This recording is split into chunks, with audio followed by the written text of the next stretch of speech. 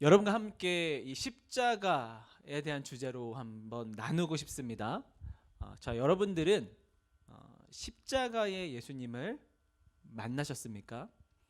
여러분들이 십자가의 예수님을 만나셨습니까? 제가 하는 질문을 다시 한번 곰곰이 한번 생각해 보세요. 제가 여러분들에게 여러분 하나님 만나셨습니까? 라고 질문하지 않고 십자가의 예수님을 만났습니까? 라고 질문을 했습니다. 우리는 신앙생활을 하면서 많은 사람들이 나름대로의 하나님을 경험하곤 합니다. 하나님이 계시다는 것을 믿고 믿으니까 이렇게 예배 가운데 오셨겠죠. 또 어떤 사람들은 그 하나님의 이러한 능력과 축복을 경험했다라고 간증합니다. 그렇습니다. 하지만 십자가의 예수님을 만나지 않았다면, 그 십자가의 만남이 없었다면 저는 그 사람을 진정으로 하나님을 만난 사람이라고 보기는 어려울 것 같습니다. 왜냐하면 하나님이라는 분은 그 십자가에서 더 분명하게 가장 잘 드러내 보여주시기 때문입니다. 여러분 십자가 예수님을 만나셨습니까? 그렇습니다. 우리는 그 십자가를 통해서 하나님이 누구신지 알게 되고 하나님께서 우리에게 어떤 일을 행하셨는지를 알게 됩니다. 그래서 내가 아직 십자가가 조금 낯설다면 우리가 가지고 있는 그 신앙의 여러 부분들이 굉장히 불완전하다라는 것을 여러분 아셔야 됩니다. 교회 안에서 십자가라는 주제는 굉장히 자주 빈번하게 다루어집니다. 여러분 또 자주 아마 들었을 겁니다. 어떠세요? 여러분들이 오늘 또 십자가라는 얘기를 제가 몇 번이나 얘기했을 때 그 십자가라는 단어를 들었을 때 어떤 생각이 드시나요?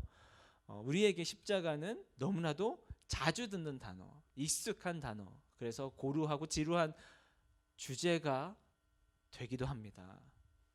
아니라고요? 아니라면 여러분들은 저에겐 그렇지 않습니다 라고 한다면 여러분들은 그 십자가라는 주제, 십자가를 생각할 때에 그 어떠한 감격과 은혜가 있을 겁니다.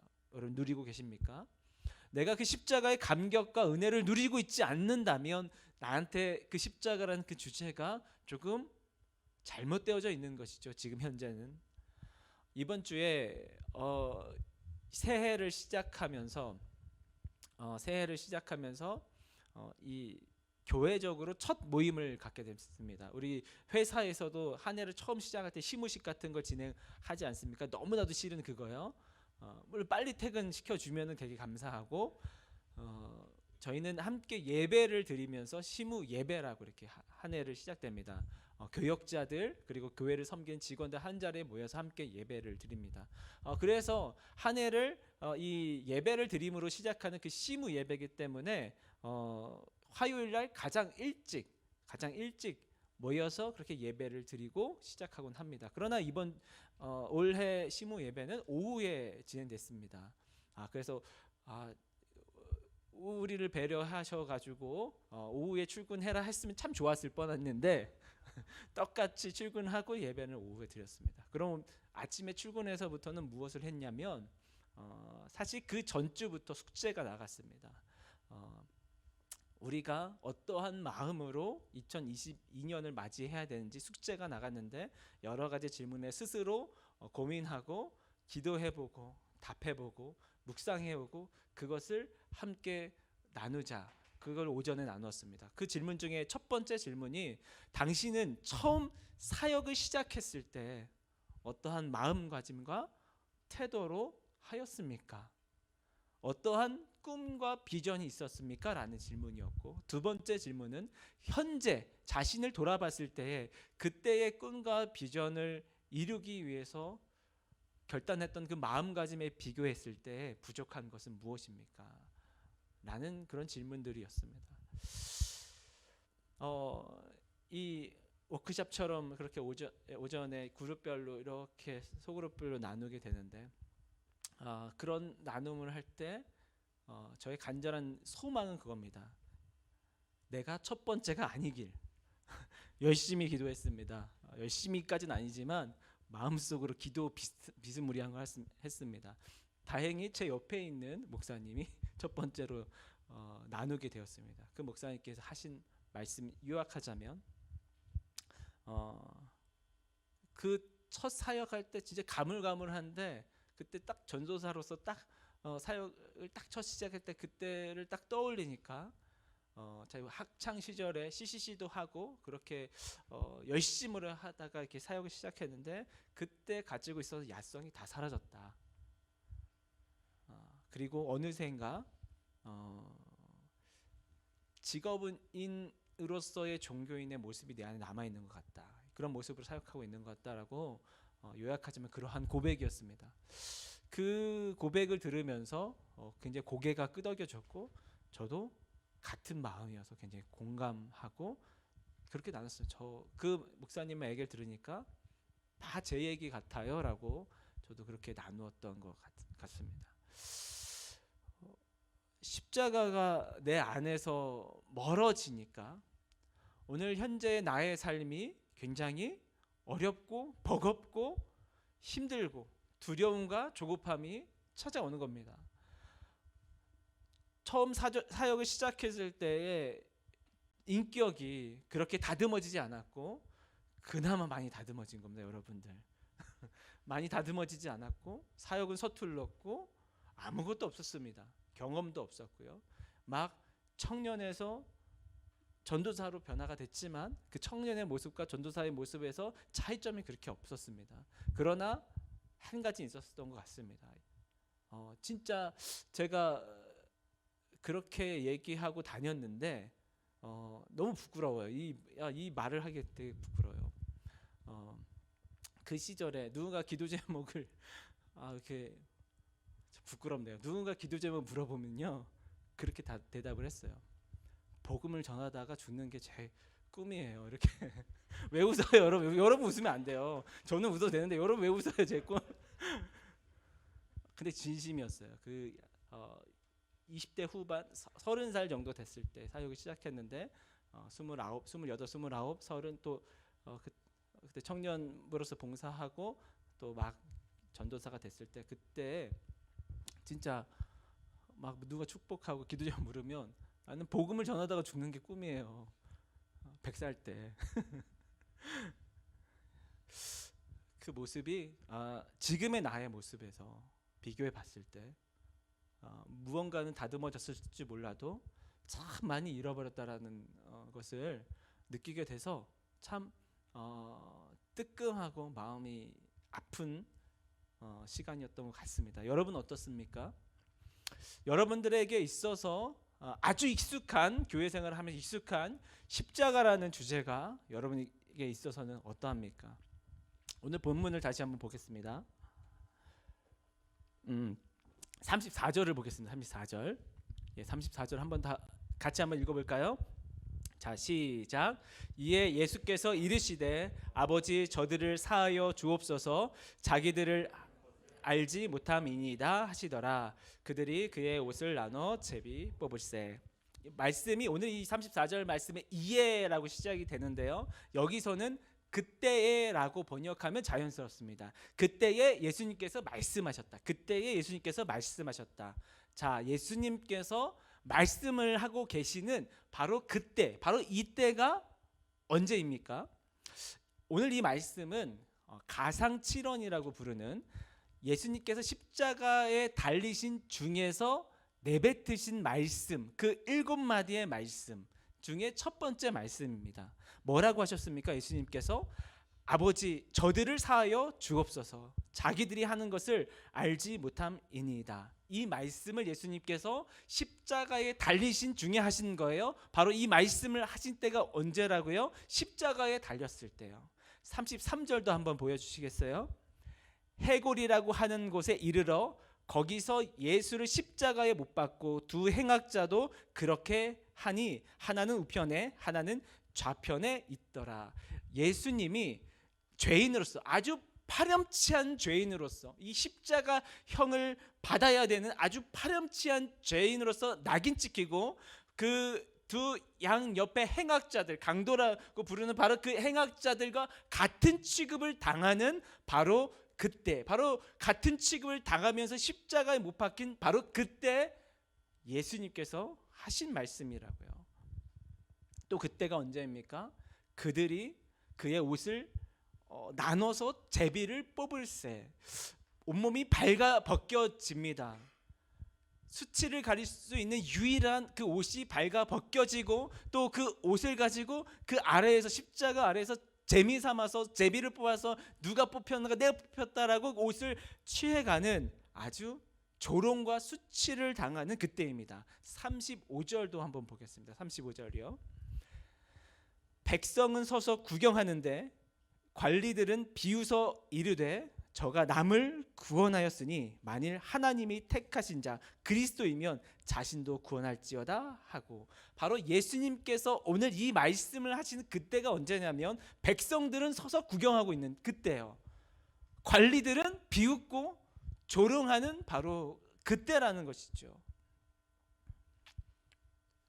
그때 예수님께서 무슨 말씀을, 바로 그때 예수님께서 무슨 말씀을 하셨다고요? 34절 말씀을 우리 한 번만 더 읽어봤으면 좋겠습니다. 우리 34절 한 번 더 띄워주시겠어요? 자, 우리 함께 읽겠습니다. 자, 시작. 이에 예수께서 이르시되 아버지 저들을 사하여 주옵소서 자기들이 하는 것을 알지 못함이니이다 하시더라. 여기까지만 읽겠습니다. 익히 알려진 대로 이 십자가형은 당시에 사형 방법 중에서 하나였습니다.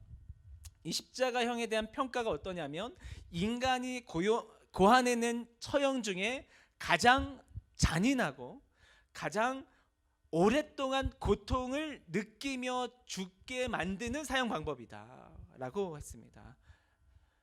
그 고통과 그 수치와 그렇게 아주 인간이 경험할 수 있는 가장 극한의 고통을 경험하면서 죽어가는 바로 그때 예수님께서 말씀을 하신 것이죠. 그것이 무엇이라고요? 우리를 위한 용서의 기도였습니다.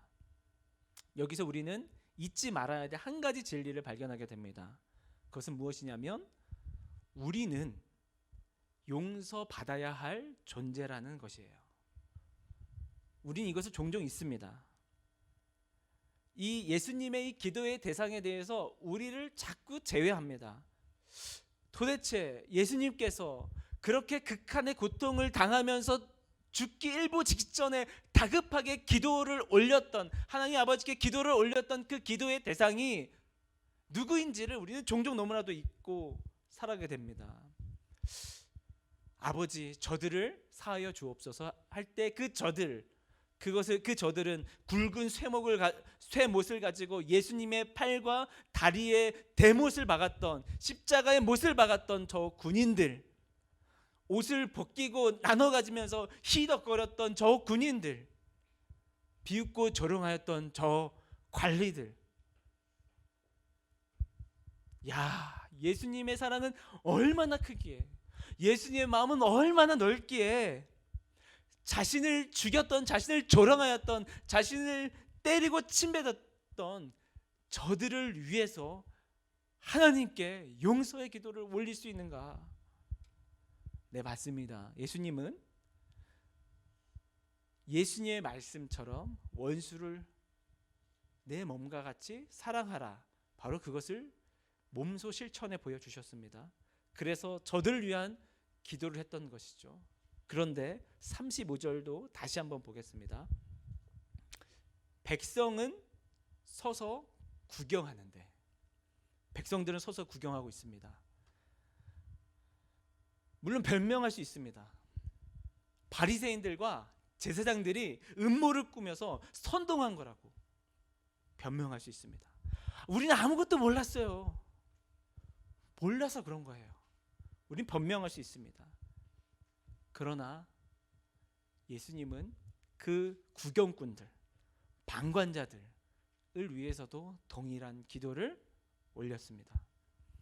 오늘날에도 구경꾼들이 있습니다. 누구입니까? 오늘날 그 구경꾼들은 누구입니까? 저기서 어떤 십자가에서 어떤 일이 일어나든가 상관없이 나에게는 아무런 일이 아니야, 아무런 것과 상관없어, 그런 마음으로 살아가는 사람들이 구경꾼들입니다. 예수님께서 행하신 일, 예수님께서 당하신 일, 예수님의 심정, 예수님의 뜻에 대해서 관심도 없고 관심을 둘 이유도 모르는, 왜냐하면 우리와는 아무런 상관이 없으니까 그런 마음으로 살아가는 사람들이 오늘날의 구경꾼들입니다. 물론 어떤 목적과 이유는 있겠지요. 하지만 잠깐 멈춰서서 생각할 만큼 저는 그렇게 한가하지가 않아요. 마음의 여유가 없어요. 너무나 바빠요. 누구의 잘못입니까? 어느 누구도 제 피부에 와닿게 설명해 준 사람이 없어요. 누구의 잘못입니까?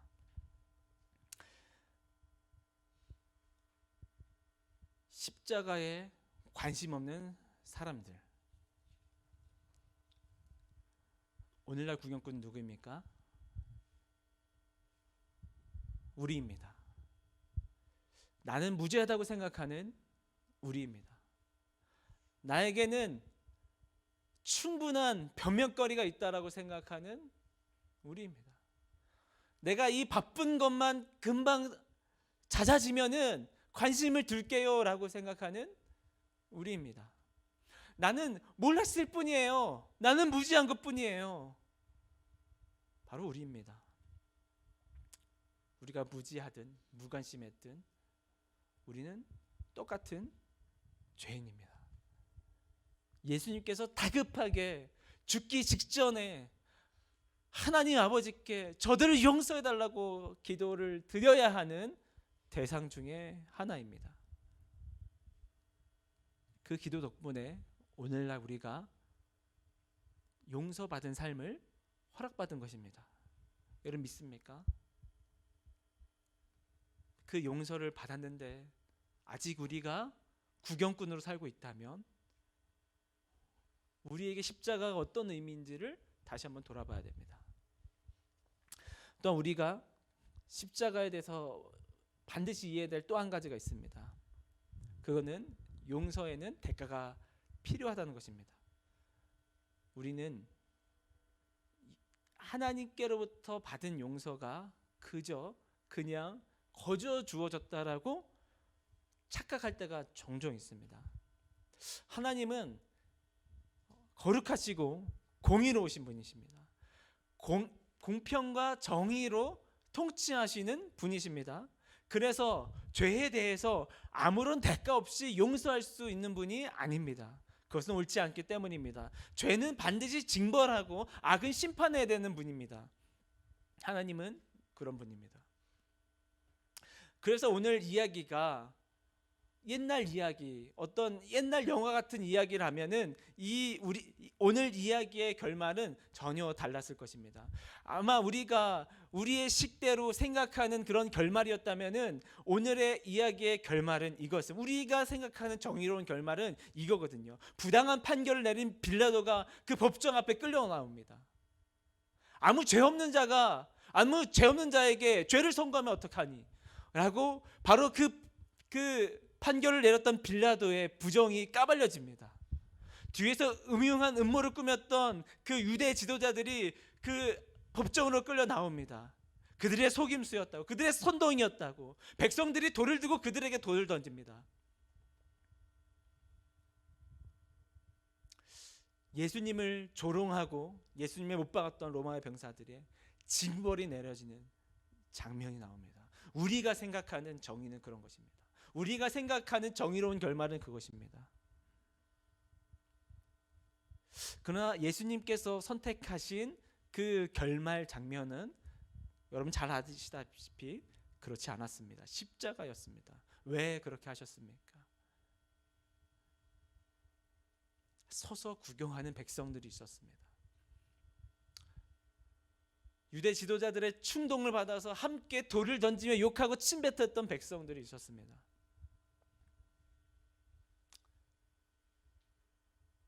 예수님께서 그분의 공의와 사랑을 동시에 만족시킬 수 있는 유일한 대안으로 십자가를 선택했습니다.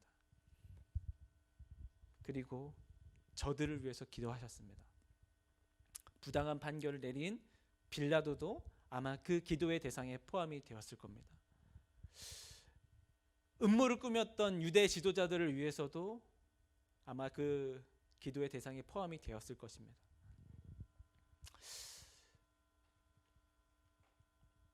예수님을 못 받고 그 옷을 나눠 가졌던, 그렇게 조롱하였던 그 군인들을 위해서도 동일하게 예수님께서 기도하셨을 겁니다. 그리고 서서 구경하는 백성들을 위해서 예수님께 동일하게 하나님 아버지께 용서의 기도를 드렸을 것입니다. 그게 하나님 아버지의 마음이기 때문입니다. 저들을 용서하기 위해서 엄청난 대가를 치르는 것. 우리가 죽은 이후에 하나님 앞에 설 날이 올 것입니다. 그때에 우리는 하나님 앞에서 결산을 하게 될 것입니다. 그때 우리는 무엇이라고 말할 수 있겠습니까? 하나님, 우리는 무죄합니다. 세상 착하게 살다 왔습니다. 아니, 조금 실수도 했는데 그건 어쩔 수 없었습니다 라고 여러분 변명할 수 있겠습니까? 우리가 결백했다고 주장할 수 있겠습니까? 그럴 수 없습니다. 우리가 주장할 수 있는 단 하나의 사실은 예수 그리스도께서 우리의 죄를 대신하여 죽으셨다는 것입니다. 그래서 우리 인생의 유일한 소망이 예수 그리스도의 십자가가 되는 것입니다. 여러분 믿으십니까? 하나님께서는 이 믿음을 우리에게 주고자 하십니다. 우리가 아직 죄인 되었을 때 그리스도께서 우리를 위하여 죽으심으로 하나님께서 우리에 대한 자기의 사랑을 확증하셨느니라. 하나님께서 바로 여러분들을, 구경꾼처럼 살아가는 우리들을 얼마나 사랑하는지를 증명하여 보이기 위해서 우리가 아직 죄인 되었을 때, 죽어 마땅할 때에, 사형장으로 끌려갈 때에 대신 죽으심으로 그 사랑을 증명하여 보여주셨습니다. 그것이 십자가입니다. 이 사실을, 이 진리를 아는 사람들은 오늘 어떻게 살아갈 수 있겠습니까? 34절 말씀 우리 다시 한번 봤으면 좋겠습니다. 한 번 더 띄워주실래요? 함께 읽겠습니다. 자, 시작.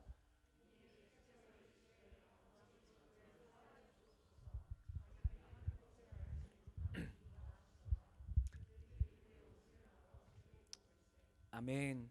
예수님께서 기도를 하시는데 기도의 시작이 이렇습니다. 아버지여. 아버지의 이름을 부릅니다. 예수님은 지금 육신이 다 갈기갈기 찢겨져 나가는 그런 고통을 당하고 있습니다. 그때에 예수님은 하나님을 원망하는 것이 아니라 아버지라고 부르면서 하나님을 바라봅니다. 사단은 우리에게 속임수로 공격을 합니다. 어떤 속임수냐면 하나님과 우리의 사이의 관계를 의심하게 만드는 거예요. 불안함이라는 요소를 통해서, 두려움이라는 요소를 통해서, 조급함이라는 시험을 통해서 우리를 흔듭니다. 하나님은 너를 사랑하지 않아. 하나님은 선하신 분이 아니야. 너를 망하게 할지도 몰라. 하나님과의 관계를 흔들게 해서 조금이라도 더 하나님과 멀리 떨어져 나가도록 우리를 그렇게 흔듭니다. 그것이 사단의 방법이에요. 오늘 이 고통은 하나님 아버지께서 너에게 주신 거야. 너 왜 이렇게 십자가에 이렇게 수치를 당하고 고통을 당해야 하니? 하나님께서 너에게 그렇게 형벌을 내리신 거야. 속임수로 우리에게도 동일하게 사단이 충동질을 합니다. 그때 아버지, 하나님은 우리의 아버지. 우리가 사단의 속임수에 넘어가게 되면 그 두려움의 정서가 우리를 지배하게 됩니다. 우리는 무엇을 해도 두려워하고, 한 걸음을 걸어도 두려워하고, 무언가 선택할 때도 두려워하고, 내가 잘하고 있어도 끊임없이 두려워합니다. 내가 이것이 맞는 것인가? 이것이 옳은 것인가? 이것이 망하는 길 아닌가? 나 자신을 부정하고 나 자신을 의심하고 하나님을 의심하고 어떠한 힘과 소망으로 설 수 없게 우리를 만듭니다.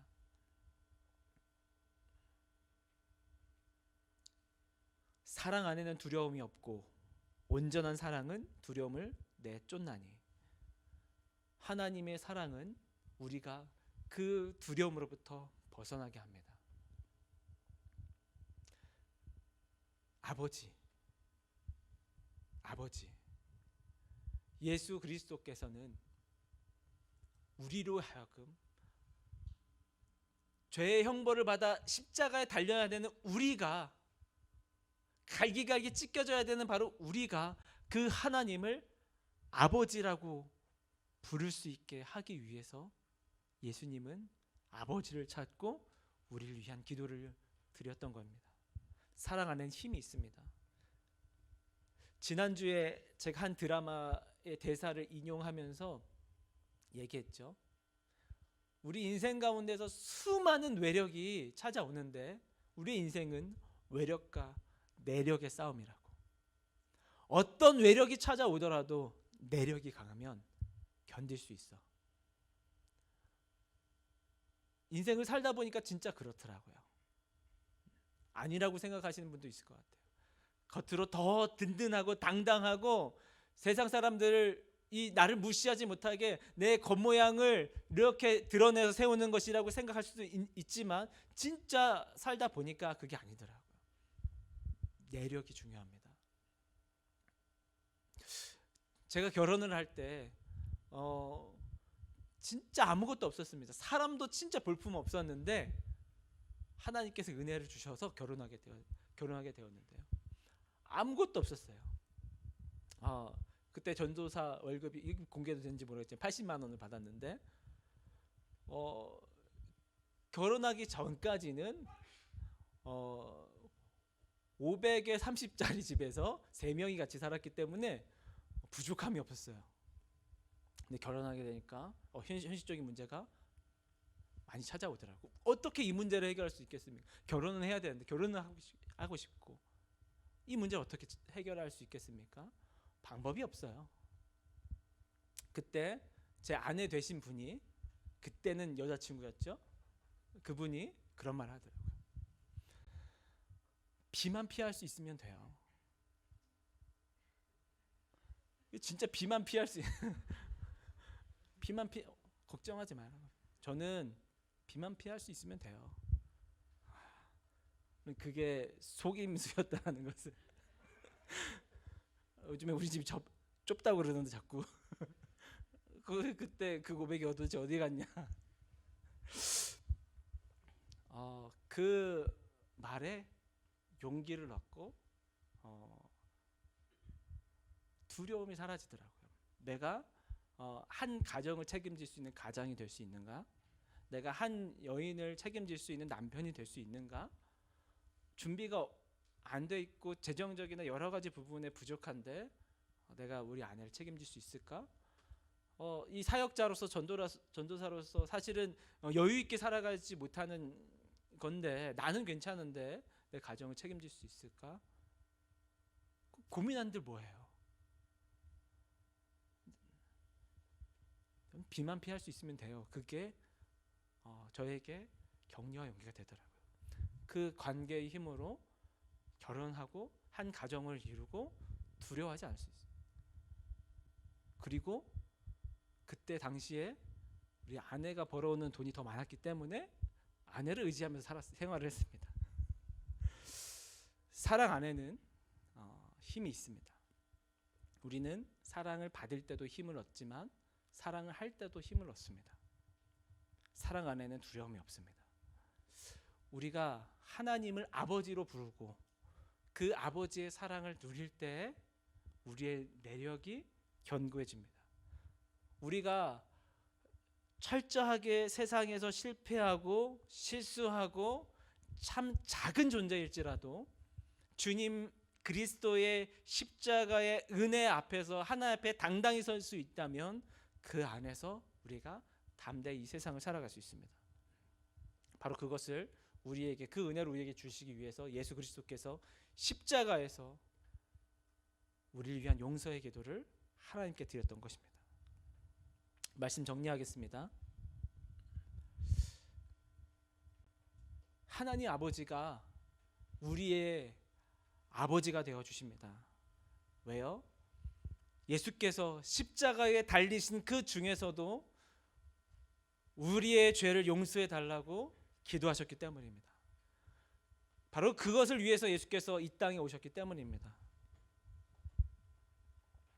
하나님과 멀어지고 하나님과 원수된 우리가 하나님과 가까워지는, 하나님과 친밀해지는 그 관계를 위해서, 그래서 예수 그리스도의 십자가를 화목제물이라고 그럽니다. 화목제물이요. 화목제물이 무엇입니까?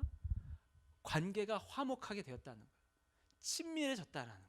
사랑하는 관계로 바뀌었다는 거예요.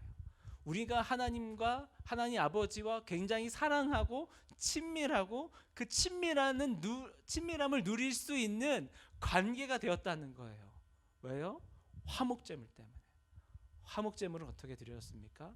우리의 화목을 위해서, 우리의 즐거움을 위해서, 우리의 친밀함을 위해서 그분은 버림받고 찢겨지고 수치를 당하고 고통을 당하셨습니다. 그렇게 우리에게 그 은혜가 찾아왔습니다. 여러분, 이번 한 주 살아갈 때에 수많은 시험과 수많은 거짓과 두려움이 찾아올 겁니다. 그때 주님 안에 머무르십시오. 십자가 아래 서십시오. 십자가요. 우리가 그 십자가를 묵상하고 십자가를 붙들고 거기에 그 예수 그리스도의 용서함을 우리가 깨달을 때에 오늘을 살아갈 수 있는 힘이, 오늘을 견딜 수 있게 하는 힘이 거기서 나온 줄로 믿습니다. 우리 함께 찬양하고 기도했으면 좋겠는데요.